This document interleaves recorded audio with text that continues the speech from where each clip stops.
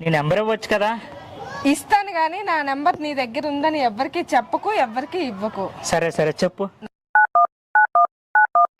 Ring ఇచ్చా. వచ్చింది. నీ ఫ్రెండ్స్ ఎవ్వరు అడిగినా నా నెంబర్ ఉందని చెప్పు. అడిగితే కాదనుకుంటా ఇవ్వు. మా చెల్లకు మంచి సంబంధం వచ్చిందట.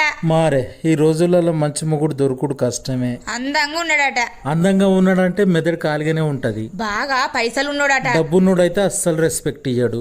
బాగా తెలివి కల్లోడట. బాగా తెలివైనోడైతే సీరియస్ గా ఉంటాడు.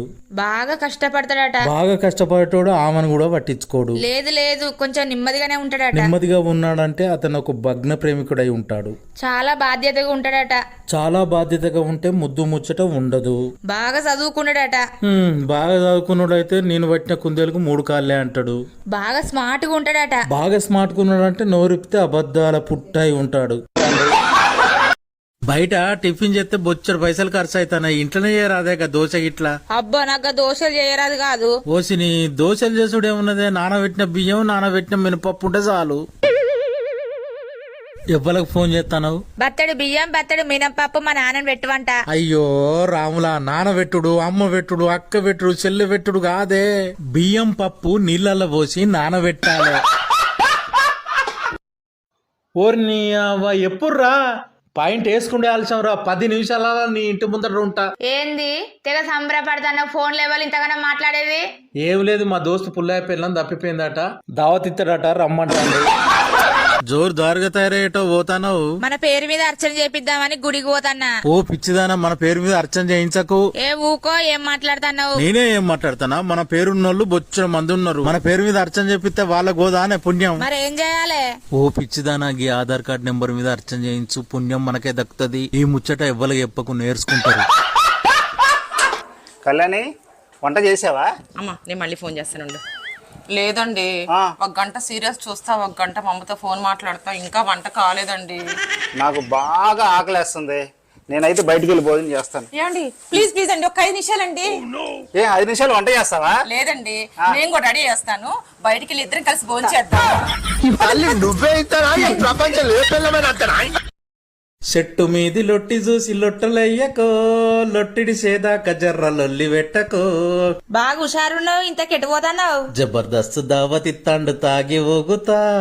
అవును, నీకు దావతి చెట్టలు ఎవరు? నా జాన్ జబ్బ జిగిరి గుండె తూట. ఆ తూటకు పెళ్ళాయి హని మునుగు వేయరు కదా. టిక్కెట్ ఆన్ పెళ్ళానికి ఒక్కదానికే కన్ఫర్మ్ అయిందట. ఆమె ఒక్కదాన్నే హన్మూన్ కు పంపించిండే. ఈడు ఇంటికాన్నే ఉన్నాడు. ఏదో పచ్చి బాలంతో కదా పెయ్యంతా నొప్పులుంటాయని చిన్న పెగ్గు తాగువన్నాడు డాక్టరు. నీ కర్మ పిల్లం ఉండబోయ్యా, నువ్వేమో పీపల్ తాగబడుతుంది. ఏ ఆగరాదవ్వా, నీదో ఈ రంగం, మీ అమ్మదో ఆ రంగం.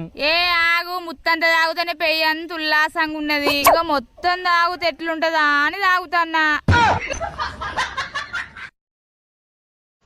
నేను ఈ జైలుకి జైలర్గా వచ్చిన దగ్గర నుంచి చూస్తున్నాను.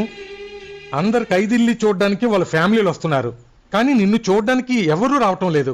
నీకు ఫ్యామిలీ ఎవరూ లేరా? ఎందుకు లేరు సార్, మాది చాలా పెద్ద ఫ్యామిలీ. అమ్మ, నాన్న, అక్క, చెల్లి, అన్నయ్య, తమ్ముడు, అత్త, మావయ్య, పిన్ని, బాబాయ్, చాలా మంది ఉన్నారు సార్. నీకంత పెద్ద ఫ్యామిలీయే ఉంటే నిన్ను చూడడానికి ఒక్కరు కూడా రావటం లేదేంటి? ఎలా వస్తారు సార్, వాళ్ళు కూడా నాలాగే వేరే వేరే జైల్లో ఉన్నారు. అవునా, మన చిన్నోడు ఏమంటాడో తెలుసా? ఏమంటాడు? అమ్మ నేనైనా దొరికినా లేకుండా కొనుక్కొచ్చుకున్నారా అని అడుగుతాడు. ఓరిత్తా, నువ్వేం చెప్పినవే? మీ నాన్న నేను 5 లక్షలు పెట్టి కొనుక్కుంటా, నువ్వు ఫ్రీగా వచ్చినవు రా అని చెప్పిన. పైసలు ఇచ్చిపో, సీలర్ సామాన్ తేవాలి. ఒక్క నువ్వే అంటావు పైసలు ఇవ్వమని. పైసలకు 10 రకాల పేర్లు తెలుసా? పైసలల్లో కూడా రకాలుంటాయా? అవునే, గుళ్ళెచ్చేదాన్ని ఏమంటారు? దక్షిణ. మరి బడిలా? ఫీజు. పెండిళ్ళల్లా? కట్నం. విడాకులల్లా? భరణం. ప్రభుత్వానికి ఇచ్చేది? పన్ను. కోర్టులో ఇచ్చేది? జరిమానా. రిటైర్మెంట్ అయినాక వచ్చేది? పెన్షన్. ఆఫీసులలో వచ్చేది? జీతం. కూలి పనిలో వచ్చేది? కూలి. పిల్లలకి ఇచ్చేది? మెయింటెనెన్స్. బ్యాంకులో అప్పు ఇచ్చేది? లోను. హోటళ్ల సర్వర్ కి ఇచ్చేది? టిప్పు. ప్రభుత్వ ఆఫీసులలో అక్రమంగా తీసుకునేది? లంచం. మీ నాన్న నాకిచ్చింది? వరకట్నం. మరి నేను నీకిచ్చేది? ఎడ్డెడ్డి సూపులు చూడకు, నీకు నేనిచ్చేది ఇంటి ఖర్చు. నేనే నిన్ను చూసి భయపడలేదు. ఎందుకు భయపడు? నన్ను పెళ్లి చూపులు చూసుకోవడానికి 10-20 మందిని వేసుకొని వచ్చావుగా. నన్ను పెళ్లి చేసుకోవడానికి 200-300 మందిని వేసుకొని వచ్చావు కదా. ఎప్పుడైనా ఒంటరికి వచ్చావా నీ మొహానికి? నన్ను చూడు, నేను సింగిల్ గా వచ్చేసిన. చుంచు మొహం వేసుకొని భయపడరు, భయపడరు. అవును, నీ పానం మంచిగా ఉంటుందా? నా పానానికేందే బండకు బండున్నా. అవును, నేను 4 సంవత్సరాలు అవుతుంది పూజలు వ్రతాలు ఏం చేస్తలేను కదా. చేయకపోతే ఇప్పుడు ఏమైంది? అయినా నువ్వు ఆరోగ్యంగా మంచిగా ఎట్లున్నావు? అవును, నా ఆరోగ్యం కోసం నేను బాగా శ్రద్ధ తీసుకుంటానా. నేనేమైనా పిచ్చిదానిలాగా కనబడతానా? నా మర్యాద కొద్ది నిజం చెప్పు. ఎవ్వత ఆదని అడుగుతానా? నీ ఆరోగ్యం కోసం పూజలు వ్రతాలు చేసేది ఎవ్వతి? చెప్పు తాత చెప్పు. ఎన్ని రోజులైతుంది రంకు నడవబట్టి? అమ్మా, మబ్బుల్లో చందమామ బ్యూటీ పార్లర్ నీదేనా? నాదే సార్. మొన్న 20వ తారీఖున కొత్త రోడ్డు వాసవి కళ్యాణ మండపంలో పెళ్లి కూతురికి మేకప్ వేసింది నువ్వేనా? నేనే సార్. వన్ టౌన్ ఎస్ఐ గారు రమ్మంటున్నారు, రా. వన్ టౌన్ ఎస్ఐ గారు రమ్మంటున్నారా? ఎందుకు సార్? పెళ్లి కొడుకు నీ మీద కంప్లైంట్ ఇచ్చాడు. పెళ్లి కొడుకు నా మీద కంప్లైంట్ ఇచ్చాడా? ఏమని ఇచ్చాడు సార్?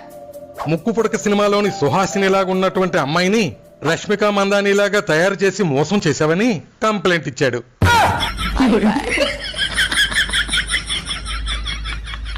పక్కింటి ఆమె రవ్వలు నకిలీస్ తెచ్చుకున్నది. నా మేడున్నది బోడి మేడ. వద్దు భాగ్య, వద్దు వద్దు వద్దు. చదువుతో పోలిక వద్దు, మితిమీరి తినవద్దు, టెన్షన్ వద్దు, అనవసరమైన వాదన వద్దు, పెండ్లైన వెంటనే సంతానం వద్దు, అధిక ప్రోటీన్ ఫుడ్ వద్దు, అతి మంచితనం వద్దు, మొహమాటం వద్దు, అనుమానం వద్దు, నిర్లక్ష్యం వద్దు, అకాల భోజనం నిద్ర వద్దు, ఒంటరితనంతో బాధపడద్దు, అతి వేగం వద్దు, పొదుపు చేయకుండా ఖర్చు పెట్టవద్దు, భార్య భర్తల మధ్యలో మూడో వ్యక్తి జోక్యం వద్దు, పక్కింటామతోటి మనకు అస్సలు పోలిక వద్దు. వద్దు వద్దు వద్దు భాగ్య, వద్దు వద్దు భాగ్య, వద్దు.